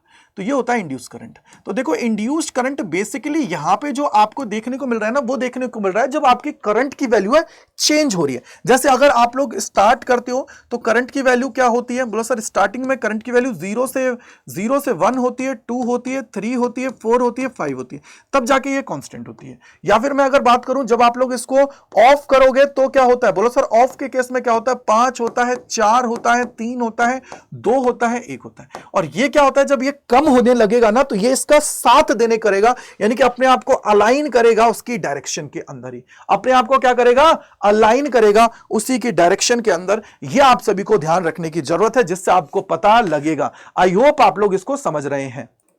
तो इसमें देखो अब ये क्या हुआ, 5 से 4 3 2 1 फिर 0 हुआ इस तरीके से, और ये क्या करेगा, अपने आप को अलाइन करने की कोशिश करेगा उसी के अंदर। तो यहां पे आप क्या बोल रहे हो कि एक्चुअली में जो ये चेंज इन फ्लक्स हो रहा है किसकी वजह से हो रहा है, मेन जो करंट है आप सभी का उसकी वजह से, यानी कि जो चेंज इन फ्लक्स हो रहा है डायरेक्टली प्रोपोर्शनल टू किसके, करंट के। अगर जितना करंट में चेंज आएगा उतना ही आप सभी का मैग्नेटिक फील्ड होगा। अब जैसे ही आप इस प्रोपोर्शनलिटी साइन को हटाते हो एक कांस्टेंट आप सभी को लिखना होता है, वो है एल। ये क्या होता है, कोफिशिएंट ऑफ सेल्फ इंडक्टेंस। इसको क्या बोल देते हो, इसको बोलते हो coefficient of self inductance. Self inductance की बात हम लोग यहां पे करते हैं, ठीक है, कोफिशिएंट ऑफ सेल्फ इंडक्टेंस, ठीक है, कोफिशिएंट ऑफ सेल्फ इंडक्टेंस। तो phi is equal to L I की बात है, तो कोफिशिएंट ऑफ सेल्फ इंडक्टेंस की बात हम लोग यहां पे कर रहे हैं। अगर मैं ये कह दूं नंबर ऑफ टर्न्स अगर एन हो, नंबर ऑफ टर्न्स अगर एन हो तो क्या होगा, तो ये हो जाएगा N phi is equal to L I, ठीक है बेटा। तो अगर तुमसे ये बोले कि भैया एल की वैल्यू निकाल के बताओ तो एल की वैल्यू क्या हो जाएगी, एन फाई डिवाइडेड बाई क्या हो जाता है आई, क्या हो जाएगा, एन फाई डिवाइडेड बाई क्या हो जाएगा, आई आप सभी का हो जाता है। तो इस तरीके से आप लोग इसको कर सकते हो। एक तरीका और है, देखो पिछली बार एक सवाल पूछा गया था, वहां पे आपको बोला गया था कि इसकी बात करोगे ना तो बेटा यहां पे अगर इसको टाइम के साथ डिवाइड करोगे ना, मान लो ये तुमने टाइम के साथ डिवाइड किया है, L del I by del T है, तो भैया डेल टी से डेल टी कट ही जाएगा, तो del phi by is equal to L del I है। यानी कि अगर तुम्हें चेंज करंट और फ्लक्स का दे रखा तो भी तुम लोग इसको निकाल सकते हो कि एल से इज इक्वल टू क्या हो जाएगा, del phi by del I आप सभी का हो जाएगा। तो इस तरीके से भी तुम लोग क्या कर सकते हो, इसको निकाल सकते हो। ठीक है बेटा, L del phi by del T भी आप लोग इसको कर सकते हो। अब सबसे बड़ी बात देखो, अब मान लो कल को तुमसे कह दिया कि भैया ईएमएफ निकालो, आप जानते हो यहां पे फाई की वैल्यू आपके पास है, ईएमएफ अगर निकालना है तो ई इज इक्वल टू क्या होता है, माइनस का होता है, हाँ या ना, आ जाओ देखो। अगर मैं यहां पे ईएमएफ की बात करता हूं तो ई इज इक्वल टू क्या हो जाएगा, ई इज इक्वल टू आप जानते हो माइनस का क्या होता है, माइनस का del phi by del T आप सभी का है। अगर फ्लक्स की वैल्यू रखोगे मान लो ये, तो ये क्या हो जाएगा, माइनस का एल, एल तो self coefficient of self inductance है, कांस्टेंट है, ठीक है, तो ये क्या हो जाएगा, D I by D T, del I by del T बोल सकते हो, del I by del T आप सभी इसको बोल सकते हो। तो ये क्या हो गया, del I by del T आप सभी का हो गया, क्या हो गया, del I by del T आप सभी का हो गया। अगर मैं तुमसे कहूं कि अगर इसको मैं मोड ले लूं, मोड क्यों, क्योंकि अगेन मैंने आप सभी को बोला मोड लेने से क्या फायदा है, अगर मैं इसको मोड ले लूंगा तो उससे भी आपको बेनिफिट है। अब देखो ये तो एक तो इससे भी लिख सकते हो और एक ये भी लिख सकते हो, माइनस का L D I by D T भी आप सभी का ओके। अब यहां पे अगर एल निकालना है तो एल इज इक्वल टू क्या हो जाएगा, mod of E divided by क्या हो जाएगा, del I by del T भी आप सभी इसको लिख सकते हो।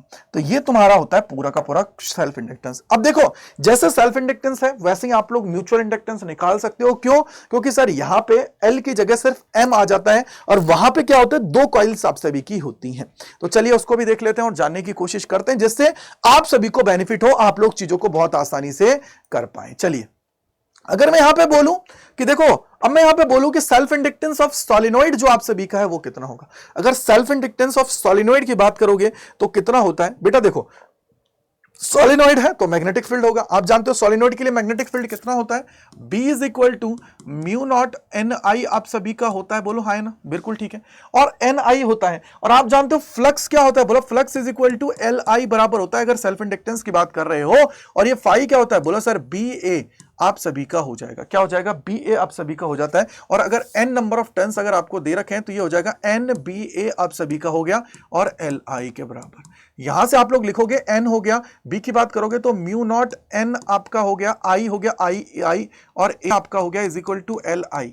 तो यहां से आई से आई गया, एल इज इक्वल टू क्या हो जाएगा, म्यू नॉट, अब यहां पे देखो एन है, इस n की बात कर रहे हो तो क्या होगा, देखो इस n को क्या लिख सकते हो, n को लिख सकते हो, n तो ये हो गया है, इसको लिखोगे n number of turns per unit length और a आप सभी का, यानी कि sir mu naught n square a by l आप सभी का होता है। एक तो ये बन जाता है आप लोगों का, एक तो ये बन जाता है आप लोगों का, क्या हो जाएगा, mu naught n square A by L आप सभी का है। या तुम लोग यहां पे क्या कर सकते हो, ऊपर नीचे इसको एल से मल्टीप्लाई करोगे, जैसे म्यू नॉट एन स्क्वायर ए और एल है, ऊपर नीचे एल से मल्टीप्लाई कर लो तो ये क्या हो जाएगा, एल स्क्वायर एन स्क्वायर, तो ये क्या हो जाएगा, mu naught N square A L आप सभी का हो जाएगा। तो ये भी तुम्हारा हो जाता है, तो mu naught N square A L भी आपको हो जाएगा। और अगर आप लोगों का ये फ्री स्पेस और वैक्यूम की जगह कोई मीडियम आपको गिवन है तो उस केस के अंदर आप लोग क्या बोलोगे कि भैया एल जो होगा ना ये बराबर किसके हो जाता है, mu R mu naught N square A L आप सभी का हो जाएगा। ठीक है बेटा,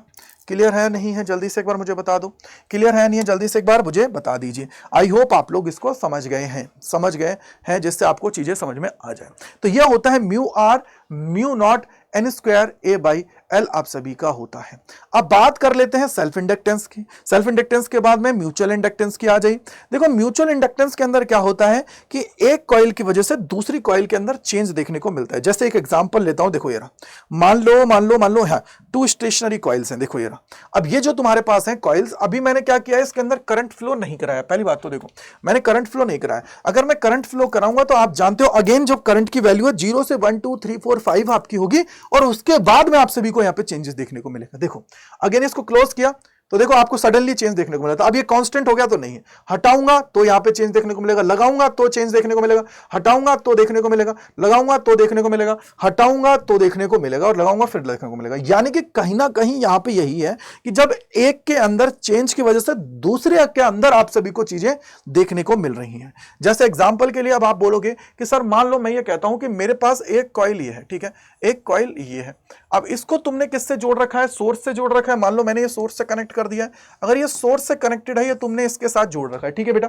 अब यहां पे क्या हुआ? करंट आप सभी का फ्लो कर रहा है। क्या कर रहा है? करंट फ्लो कर रहा है। मान लो मैंने बोला आई करंट फ्लो कर रहा है। सामने क्या है? दूसरी एक कॉइल है। दूसरी कॉइल किसके साथ कनेक्टेड है? बोलो सर जी, ये क्या है? तुम्हारी गैल्वेनोमीटर के साथ कनेक्टेड है, जिससे आप लोग इसके अंदर डिफ्लेक्शन दिखना चाहते हैं। अब यहां से क्या होगा? करंट फ्लो होगा तो फील्ड लाइंस आपकी चेंज होंगी, चेंज होगा तो यहां पे इस तरीके से उससे होकर गुजरेंगे तो उससे एसोसिएटेड फ्लक्स में चेंज होगा, तो यहां पे आपको डिफ्लेक्शन देखने को मिलेगा और यहां पे करंट आपका होगा। यानी कि अगर मैं यहां पे करंट की बात करूंगा तो इसके अंदर करंट होगा I1, इसके अंदर करंट क्या होगा? I2 होगा। यहां पे n नंबर ऑफ टर्न्स कितने हैं? N1 है। यहां पे N2 होगा, N1 N2 होगा। यहां पे अगर फ्लक्स φ1 है तो यहां पे कितना होगा आप लोगों का? φ2 होगा। यानी कि अगर तुम लोग करंट इसका ले रहे हो तो फ्लक्स उसका होगा, करंट उसका ले रहे हो तो फ्लक्स इसका होगा। कई बार सवाल पूछ लिया जाता है, तो थोड़ा सा आपको दिमाग लगाना पड़ेगा। जैसे मान लो मैं कहता हूं कि φ2 आप सभी का है, तो इसके अंदर करंट किसका होगा? I1 आप सभी का होगा, और φ2 है तो यहां पे कोफिशिएंट आप लोगों को लेना पड़ता है, वो होता है m, जो आप लोगों का क्या होता है? कोफिशिएंट ऑफ, क्या हो जाता है? कोफिशिएंट ऑफ म्यूचुअल इंडक्टेंस, और यूनिट क्या हो जाएगी? हेनरी। तो ये हो जाता है म्यूचुअल इंडक्टेंस की बात मैं यहां पे कर रहा हूं। क्या हो जाता है? म्यूचुअल इंडक्टेंस, ठीक है, mutual inductance, coefficient of mutual inductance, ठीक है। n नंबर ऑफ टर्न्स दे रखे हैं तो भी हो जाएगा। तो यहां से अगर लिखोगे n अगर दे रखा है तो n φ2 is equal to m I1। अब आपको समझ में आ गया ना एक्चुअली में I1 और I2 किसका लेना है। तो m इज इक्वल टू क्या है? मैं इसको डायरेक्ट लिख रहा हूं n φ बाई I आपको लिख रहा हूं, तो अब आप समझ जाना किसका कौन सा क्या लेना होता है, ठीक है। अगर ऐसा है तो अब यहां से अगर मैं इसको लेता हूं तो क्या हो जाएगा? बोलो sir E is equal to minus का m del I 1 by del T है, या इसी को आप लोग क्या लिख सकते हो? बोला सर माइनस का m del I by del T, आप सभी इसको कर सकते हो, ठीक है जी। ओके गुरुदेव, कर सकते हैं। अब अगर मेरे को यहां पे m की वैल्यू निकालनी है तो m इज इक्वल टू क्या हो जाएगा? Mod of E divided by del I by del T. क्या समझ में आया? बोलो सर कुछ में यहां पे डिफरेंस अलग नहीं है, सिर्फ m और E का अंतर है, बाकी यहां पे आपको होता है। देखो एक सवाल पूछा गया था जो आपका मैं बता देता हूं नीट के अंदर, कि भैया जहां पे बोला गया था कि आप लोगों को करंट पहले में इतना दे रखा है, उससे एसोसिएट फ्लक्स सेकंड में इतना है, और उसके बाद में फ्लक्स में चेंज हो रहा है, तो यहां पे आप बताइए अगर मैं करंट सेकंड का कंसीडर करूं, फ्लक्स फर्स्ट का कंसीडर करूं, तो बताइए फ्लक्स की वैल्यू क्या होगी। तो सबसे पहले तुम लोग म्यूचुअल इंडक्टेंस निकालोगे, जो तुम्हें पहले वैल्यूज पता है। दूसरा वाला केस कब लोगे? जब म्यूचुअल इंडक्टेंस की वैल्यू पता है तो देन उसको सॉल्व कर दोगे, क्योंकि φ2 is equal to m I1 हो जाएगा। तो m की वैल्यू आपको पता होनी चाहिए, जिससे आप लोग कर पाओगे। अगर ऐसे ही यहां से m निकालना है तो m इज इक्वल टू कितना हो जाएगा? n φ, ये कर ही दिया मैंने, तो ठीक है, कोई दिक्कत की बात नहीं है, कोई दिक्कत की बात नहीं है। तो ये मैंने आपको करा दिया। इसी के आगे अगर हम लोग जाते हैं तो आप देखोगे यहां पे कि अगर तुम्हारे पास बेटा जी कोई भी अगर दो सेल्फ इंडक्टेंस दे रखे हैं, उसका अगर आपको म्यूचुअल इंडक्टेंस निकालना है तो वो कितना हो जाता है? m is equal to under root के अंदर L1 L2 आप सभी का हो जाता है, ठीक है बेटा, क्लियर है। अगर मैं यहां पे देखूं, ये रहा वही म्यूचुअल इंडक्टेंस। अगर मैं सोलिनॉइड का केस में बात करूं और इसमें और उसमें सिर्फ इतना सा डिफरेंस है, वहां पे क्या होता है अगर आप देखोगे, वहां पे सिर्फ उसमें और इसमें सिर्फ छोटा सा डिफरेंस, अगर देखा जाए बहुत छोटा सा डिफरेंस है। अगर मैं सिंपल एक वर्ड में बोलूं तो छोटा सा डिफरेंस क्यों है? क्योंकि सर देखो वहां पे एक कॉइल थी, यहां पे दो कॉइल्स है। क्या है? दो कॉइल्स है। तो इसका मतलब क्या हुआ कि अगर मैं कैपिटल M निकालूंगा तो सीधा सीधा बोल सकते हो भैया mu naught N1 N2 A by L आप सभी बोल सकते हो। वहां पे क्या था? अगर सेल्फ इंडक्टेंस की बात करते हो तो mu naught N square A by L था, यही था ना, देखो यही था, बोलो हाय ना था, देखो यही अभी अभी करके ही आए हैं, देखो ये रहा, देखो ये रहा mu naught N square AL। तो यही अंतर है और कुछ नहीं है, तुम्हें पता होनी चाहिए। आगे अगर हम लोग आते हैं तो एडी करंट का मतलब सिंपल ये मान के चलो कि जब तुम्हारे पास कोई भी कंडक्टर होता है, उस कंडक्टर को अगर तुम वेरिंग मैग्नेटिक फील्ड के अंदर मूव कराते हो, तो मूव कराने की वजह से उसके अंदर जो आप लोगों के फ्री इलेक्ट्रॉन्स हैं वो क्या करते हैं? उसके ऊपर फोर्स लगता है, और जब इलेक्ट्रॉन्स के ऊपर फोर्स लगता है तो वो क्या करते हैं? यहाँ पे फोर्स महसूस करते हैं। कौन कौन से? लॉरेंज फोर्स को महसूस करते हैं, जिसकी वजह से वो क्या करते हैं? क्लोज पाथ के अंदर मूव करने लग जाते हैं, जिसकी वजह से, और वो कैसे लगते हैं, छोटे छोटे जो स्मॉल करंट कैरिंग लूप होते हैं ना, वैसे नजर आते हैं। तो ऐसी चीज अगर आपको नजर आ रही है, इसको हम लोग क्या बोलते हैं, एडी करंट बोलते हैं। और बेसिकली इसकी वजह से क्या होता है, जो ये करंट होता है उसको हम लोग बोलते हैं एडी करंट, जिसकी वजह से जो आपका कंडक्टर है वो हीट होने लगता है। यानी कि बेसिकली आप लोग क्या कर रहे हो, कंडक्टर को मान लो ये तुम्हारे मैग्नेटिक फील्ड है, इसके अंदर तुम इसको मूव करा रहे हो, तो जब तुम इसकी तरफ आओगे ये अपोज करेगा इसका, इसके अंदर से आके बाहर जाओगे तो फिर इसको बाहर जाने का अपोज करेगा। तो देन इस तरीके से जब आप उसको मूव कराते हो तो वहां पे आपको चेंज देखने को मिलता है। ठीक है, तो ये आप लोगों का हुआ। अगर मैं इसके एग्जांपल्स की बात करता हूं तो एग्जांपल्स कौन कौन से हैं, देखो ये मैंने आपको बता ही दिया है। और अगर इसके एग्जांपल्स की बात करूंगा तो एग्जांपल्स आप लोग कौन कौन से ले सकते हो, देखो आप लोगों ने इंडक्शन फर्नेस की बात की है, वो भी आप लोग ले सकते हो, इंडक्शन जो आपका फर्नेस होता है वो हुआ। इसके अलावा ब्रेकिंग, जो ट्रेन के अंदर ब्रेकिंग सिस्टम होता है उसको ले सकता हूं। इंडक्शन मोटर को आप लोग काम में ले सकते हो, ये आप लोगों का हुआ। और क्या हो सकता है, गैल्वेनोमीटर के अंदर भी जो आप लोग यूज करते हो, ट्रांसफार्मर के अंदर भी आप लोग जो सॉफ्ट आयरन कोर होते हैं उनको यूज करते हो, तो उसको जो एडी करंट लॉसेस होते हैं ना, बेसिकली वो उसके द्वारा क्या किए जाते हैं, रिड्यूस किए जाते हैं। थोड़ा सा ध्यान रखने की जरूरत है। अब आइए आगे चलते हैं। आगे अगर हम लोग चलते हैं तो अब बात आ गई है हमारे जनरेटर की। देखो जनरेटर बेसिकली क्या हुआ कि सर यहां पे आपने मैग्नेटिक फील्ड लिया है, यानी कि नॉर्थ पोल साउथ पोल लिया है, इसके अंदर तुमने क्या किया, लूप को मूव करा रहे हो।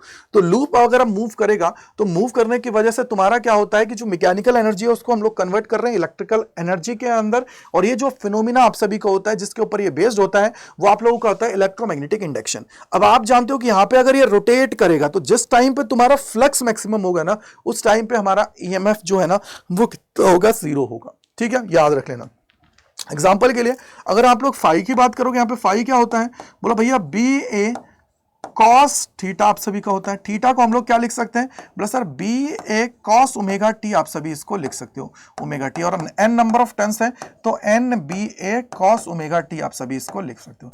अब आप लोग इसको डिफरेंशिएट करोगे तो E इज इक्वल टू क्या होता है, E is equal to minus का D phi by D T आप सभी का होता है। तो माइनस कॉस क्या हो जाएगा, प्लस में हो जाएगा, माइनस है तो माइनस साइन होता है, तो इस केस में क्या हो जाएगा, एन बी ए और कॉस के साथ ओमेगा है तो ओमेगा बाहर आ जाएगा, साइन ओमेगा टी आप सभी का हो जाएगा, क्या हो जाएगा, साइन ओमेगा टी। आप जानते हो ये सारा का सारा तो कांस्टेंट है, इसको ई नॉट आप लोग बोल सकते हो।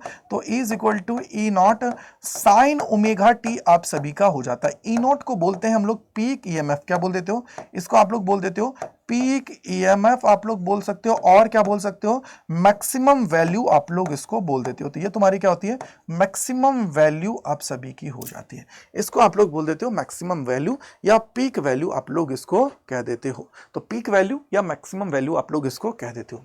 यहां से आप सभी का हुआ तो ई नॉट इज इक्वल टू कितना हो जाता है, एन बी ए ओमेगा। मैंने आप सभी को क्या बोला, एक और चीज कि जिस टाइम पे फ्लक्स, इसको मान लो फाई है, तो फाई जब मैक्सिमम होगा कितने पे, 0 डिग्री पे, उस टाइम पे ई तुम्हारा क्या होगा, क्योंकि साइन 0 पे क्या होता है, 0, तो उस केस के अंदर वो तुम्हारा क्या होगा, 0 होगा।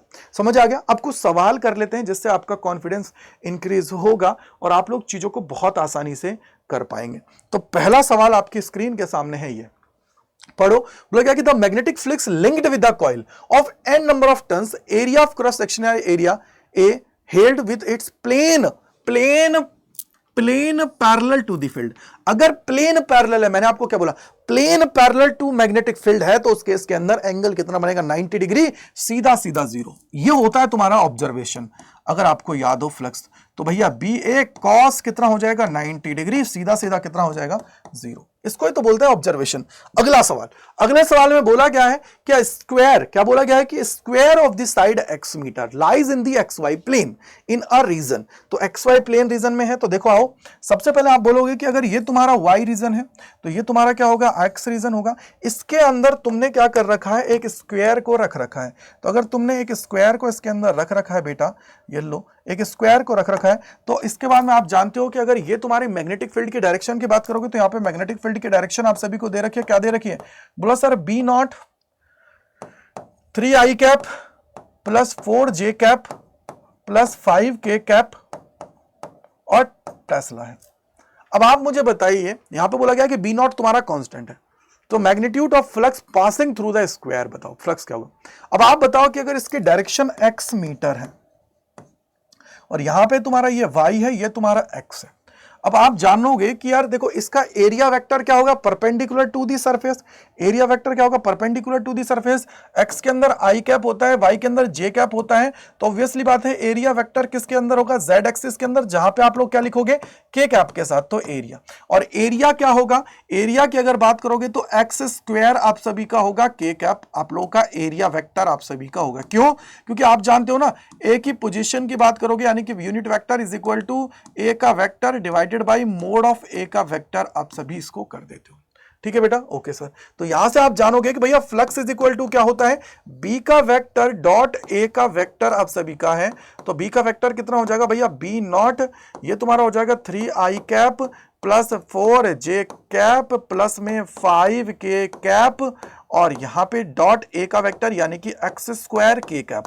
अब मेरे भैया मुझे एक चीज बताओ, आप जानते हो कि ये डॉट प्रोडक्ट है, और डॉट प्रोडक्ट में क्या होता है कि आई को आई के साथ करोगे तो 1 आएगा, क्योंकि अगर इन दोनों के बीच के एंगल की बात करोगे तो आई और जे ले लोगे तो 90 हो जाएगा और cos 90 पे 0। तो उस वजह से आप बोलोगे कि भैया आई को के साथ करोगे 0, जे के साथ करोगे 0, लेकिन के को के साथ मल्टीप्लाई करोगे तो 1। क्यों, क्योंकि सर देखो आई कैप डॉट आई कैप करोगे तो इसकी value 1, J dot J cap करोगे तो इसकी वैल्यू 1, के डॉट के कैप करोगे तो इसकी वैल्यू क्या होती है, 1 होती है। तो ये याद रखिएगा। तो यहां से कितना हो जाएगा, 5 बी नॉट एक्स स्क्वायर के कैप, आप सभी के कैप है तो के की वैल्यू तो 1 हो गई है, तो ये आप सभी का आ जाएगा वेबर में। ठीक है बेटा, क्या हो जाएगा 5 बी नॉट एक्स स्क्वायर, यानी कि ऑप्शन नंबर क्या हो गया बेटा जी, बी आप सभी का बिल्कुल करेक्ट हो गया। क्या हो गया, बी ऑप्शन आप सभी का बिल्कुल करेक्ट हो गया। आगे अगर हम लोग चलते हैं तो यहां पे देख लेते हैं सवाल। बोला गया है कि coil of area 0.4 metre has a 100 turns, a magnetic field of 0.04 weber metre is acting normal to the coil surface. ठीक है, if this magnetic field is reduced to 0 in 0.01 second, then the induced EMF in the coil। तो induced EMF क्या होगा, देखो E is equal to again क्या होता है, E is equal to minus का N D phi by D T आप सभी का है, या इसी को आप लोग लिख सकते हो क्या, माइनस का N del five by del T आप सभी लिख सकते हो, और फाई क्या होता है, बोला बी ए आप सभी का हो जाता है। ठीक है, अब आप मुझे बताओ यहाँ पे किसके अंदर चेंज हो रहा है, मैग्नेटिक फील्ड के अंदर चेंज हो रहा है, एरिया में नहीं हो रहा है। तो यहाँ पे क्या बोलोगे भैया, माइनस का एन ए, ठीक है, और ये क्या हो जाएगा, बोला सर चेंज की बात है तो यहाँ पे हो जाएगा B2 माइनस में B1 है डिवाइडेड बाई कितना हो जाएगा, डेल टी है। अब आप बताओ क्या है, बोला सर B2 की बात है तो पहले B2 कितना, B1 कितना था, 0.04 वेबर था, वेबर मीटर स्क्वायर था, मीटर स्क्वायर पर मीटर स्क्वायर था, और इसकी बात करोगे तो अब 0, डेल टी कितना हो जाएगा, 0.01 सेकंड है। तो भैया देखो ये माइनस माइनस प्लस हो जाएगा, नंबर ऑफ टर्न्स कितने हैं, 100 है, इनटू में कितना हो जाएगा बेटा, इनटू में कितना हो जाएगा, यहाँ पे 0.4 हो जाएगा, इनटू में 0.04 डिवाइडेड बाई 0.01, पॉइंट से पॉइंट गया, 4 चौक 16, 1.6 हो जाएगा, 1.6 इंटू में 100, तो कितना हो गया, सीधा सीधा हो गया 160 वोल्ट। कितना हो गया बेटा, 160 वोल्ट आप सभी का हो गया है। तो 160 volt is the right answer, 160 volt is the right answer. तो 160 आप सभी का हो गया है, 160 वोल्ट। ठीक है, 160 वोल्ट हो गया है। ठीक है जी, 160 वोल्ट हो गया। अगले सवाल पे चलते हैं। तो आपके सामने सीधा सीधा है ये सवाल, इसके अंदर तो कुछ नहीं है। देखो क्या दे रखा है, एक चीज याद रखना, कभी भी ऐसा सवाल होना उसके बाद में जो यूनिट दे रखी होती है इसको ध्यान से देखना। ये आपको दे रखा है मिली वेबर, मिली वेबर है, तो आपको बोला गया ईएमएफ बताइए at T is equal to 4 second. तो T is equal to 4 second है, तो यहां पे आप बोलोगे मोड ले लो, मोड इज इक्वल टू क्या हो जाएगा, D phi by D T है, तो इसको डिफरेंशिएट कर दो, और यहां पे क्या आ जाएगा, T is equal to 4 second है आप सभी का, कर दो डिफरेंशिएट, कितना आ जाएगा, बोला सर ये आ जाएगा तुम्हारा 4t प्लस में 4, और मिली है तो 10⁻⁻3, तो यहां पे मिला दो 4, तो भैया 4 चौक 16 और 4 20, तो 20 इंटू 10⁻⁻3 है, तो सीधा सीधा 0.02 वोल्ट आप सभी का, यानी कि सी ऑप्शन आप सभी का हो जाएगा। तो सी ऑप्शन अगेन आप सभी का बिल्कुल सही है। अगले सवाल की तरफ चलते हैं। ये थोड़ा सा अच्छा सवाल है, एकदम तगड़ा सवाल है, पढ़ो सवाल को। यहां पे बोला गया, देखो इस सवाल को थोड़ा सा समझना जरूरी है, क्योंकि देखो कैलकुलेटिव है, थोड़ा लॉन्ग सवाल है, जिसके अंदर आपको चीजें समझनी जरूरी है। देखो सबसे पहले आप बोला गया कि square loop of side 12 centimetre, क्या है, square loop of side 12 centimetre आप सभी का है, and resistance 0.6 ohm is placed vertically in the east west plane. ठीक है, देखो याद रखना कभी भी ऐसे ईस्ट वेस्ट आता है, नॉर्थ साउथ आता है, तो इस केस के अंदर थीटा आप लोग 45 डिग्री लेके सीधा सॉल्व कर देना। इसको जो मैं अगर डायग्राम के थ्रू भी समझाऊंगा 45 डिग्री आता है, ये मैंने पेड में भी बताया हुआ है बच्चों को। ठीक है, तो ये uniform magnetic field of 0.10 tesla is set up across the plane in a north east direction. ठीक है, ओके है। आगे बोला गया है कि the magnetic field is decrease to 0 in 0.05 second at study rate. The magnitude of the current during this time interval is. तो I हमसे पूछा गया, क्या पूछा गया, आई बता दो क्या होगा। और आई की बात करते हो तो आई इज इक्वल टू क्या होता है sir, mod of E divided by R आप सभी का हो जाएगा। मोड ऑफ ई लगा लो, मोड ऑफ ई निकालना है, आर आपको दे रखा कितना है 0.6 ओम। अब आप जानते हो यहां पे ई निकालना है, तो ई इज इक्वल टू क्या है, क्या नंबर ऑफ टर्न्स दे रखे हैं, क्या नहीं दे रखे हैं, तो ये हो जाएगा मोड ले लेता हूं मैं सीधा सीधा, जिससे क्या होगा जो भी माइनस प्लस में आएगा आ जाएगा। तो del phi by del T है, यहां पे ए बाहर आ जाएगा, तो ये क्या हो जाएगा del B by del t.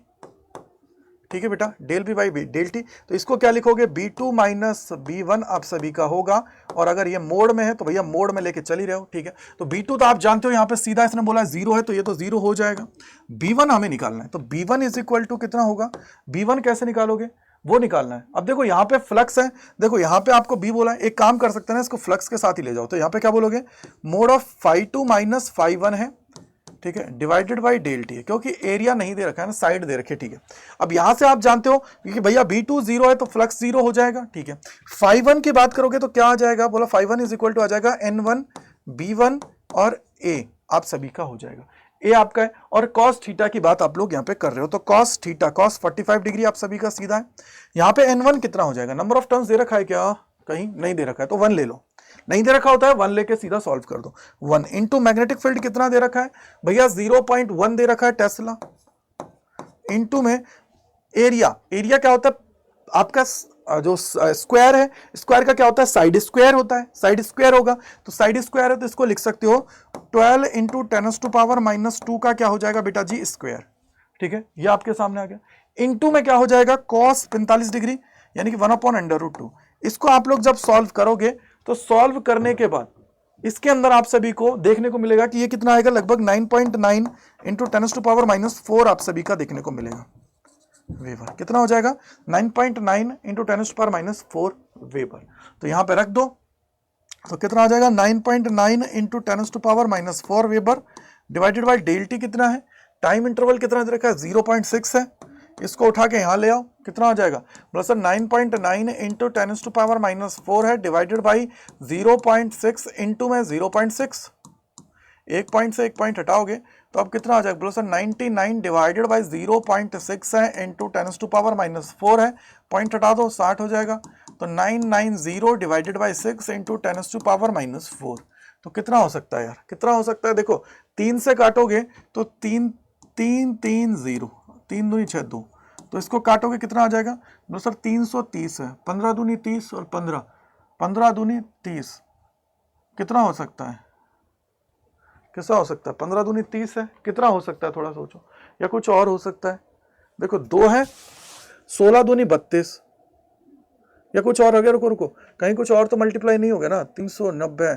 तो पॉइंट हटाओगे 0 गया, ठीक है 6 आ गया, अरे यार 6 भी तो है ना नीचे, 6 भी तो है ना नीचे, 6 भी तो है, 6 36 हो जाएगा ना, 36 होगा तो ये आ जाएगा 18,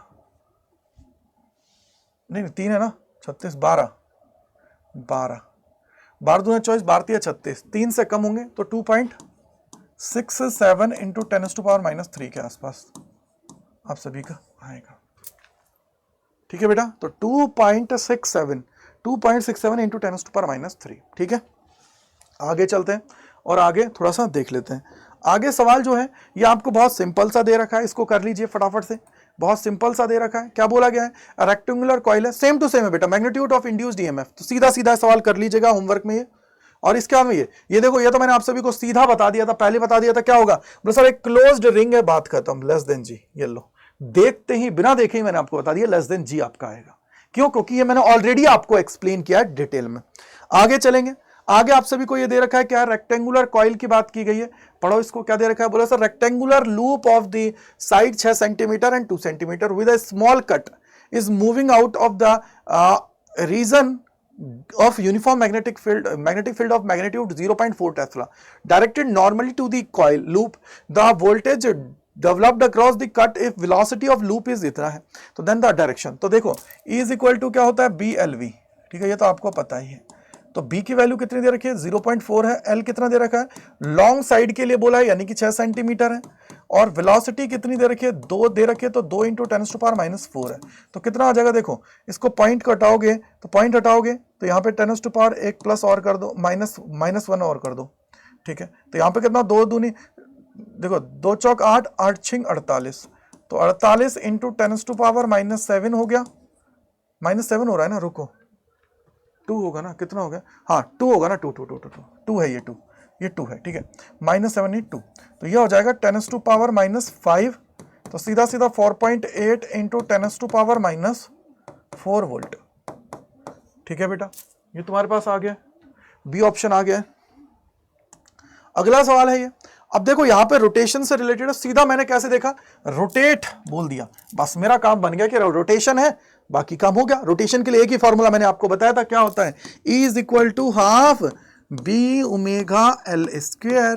बोलो आ जाओ, 1/2 इंटू में बी की वैल्यू कितनी दे रखी है, बोलो सर बी की वैल्यू कहाँ दे रखी है, 0.5, तो 0.5 ओमेगा कितना दे रखा है, ओमेगा 200 है, इंटू L² यानी कि 2 का स्क्वायर 4, 2 से काटोगे 2 बार, 2 दूने 4, 4 पंजे 20, 200. अगला सवाल एक और कर लेते हैं.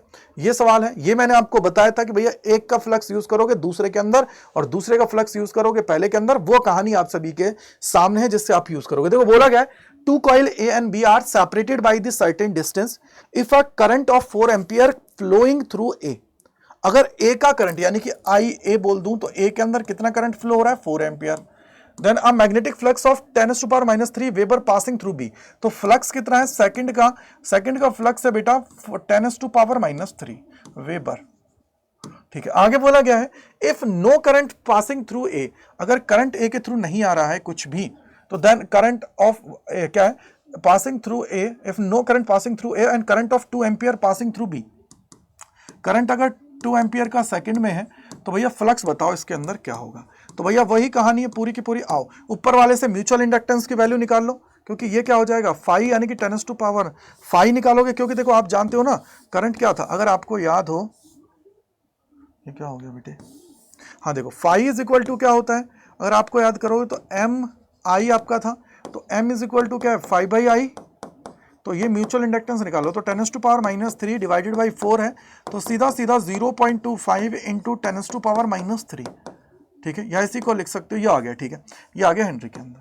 अब बोला गया है कि इसको यूज करके आप बताइए फ्लक्स क्या होगा. तो φA = क्या हो जाएगा, MIB. तो भैया ये कितना हो जाएगा, 0.25 इंटू में 2 इंटू में 10⁻⁻3, तो ये आ जाएगा 0.5 इंटू 10⁻⁻3, या इसी को लिख सकते हो 5 इंटू 10⁻⁻4, और ये आ जाएगा वेबर. तो कौन सा ऑप्शन आ जाएगा, तीसरा ऑप्शन आप सभी के सामने है. तो इस तरीके से आप लोग इसको कर लोगे. आगे आइए, ये रहा एक सवाल और.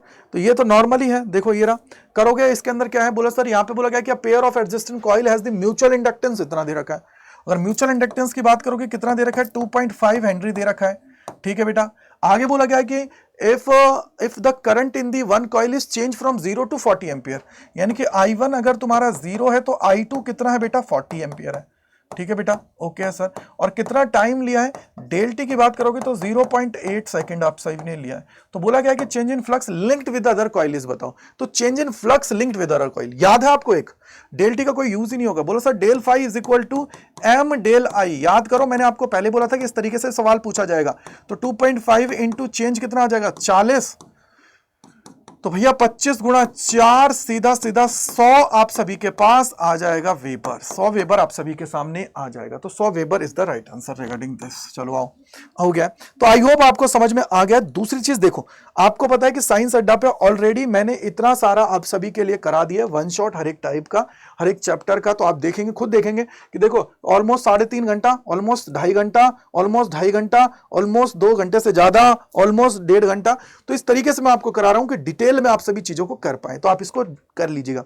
साथ ही साथ यहां पे आप सभी को एक और चीज याद रखनी है कि अगर आप चाहते हो हमारे साथ जुड़ना हमारे प्रीमियम बैचेस के अंदर, तो आप लोग जुड़ सकते हो। प्रीमियम बैचेस के अंदर कैसे जुड़ना है वो भी मैं आप सभी को बता देता हूं। देखो इसकी पीडीएफ आप सभी को कहां पे मिलेगी? पीडीएफ आप सभी को मिलने वाली है, जो आप लोगों को यहां पे लिंक दे रखा है डिस्क्रिप्शन बॉक्स में, वहीं पे आप सभी को इसकी पीडीएफ मिल जाएगी। साथ ही साथ कैसे ज्वाइन करना है, देखो आप सभी को अड्डा 24/7 पे जाना है, पहले लिंक पे क्लिक करना है, यहां पे ऑल कोर्सेज पे जाना है, यहां पे आपको इसको स्क्रॉल करोगे स्कूल K-12 पे जाना है। देखो ये रहा क्लास 12th, यहां पे आपके लिए लेटेस्ट बैच जो है ना वो लक्ष्य है। लक्ष्य पे जाओगे तो यहां पे आप क्लिक करोगे, मोर ऑफर्स पे जाना है, कूपन कोड अप्लाई करना है। कूपन कोड जो है वो क्या है, Y485 आपको लगाना है। और Y485 लगाते ही आप सभी को ये कितना आ जाएगा, ये आ जाएगा 4314.80 आप सभी को मिल जाएगा। पूरा आपको ये कितने मंथ की वैलिडिटी है बेटा? 11 मंथ की वैलिडिटी आपको मिलने वाली है। यानी कि अगर कोई कॉम्पिटिटिव एग्जाम दोगे उस टाइम तक भी आपके पास रिकॉर्डिंग्स अवेलेबल रहने वाली है। सो आई होप आपको समझ में आ गया होगा। तो thank you, bye bye to all, God bless you, जय हिंद, जय भारत। इसके अलावा मैं आपके लिए प्रैक्टिस सेशंस और भी लाता रहूंगा जिससे आपको मदद मिले। So thank you, bye bye to all, God bless you, जय हिंद, जय भारत सभी को।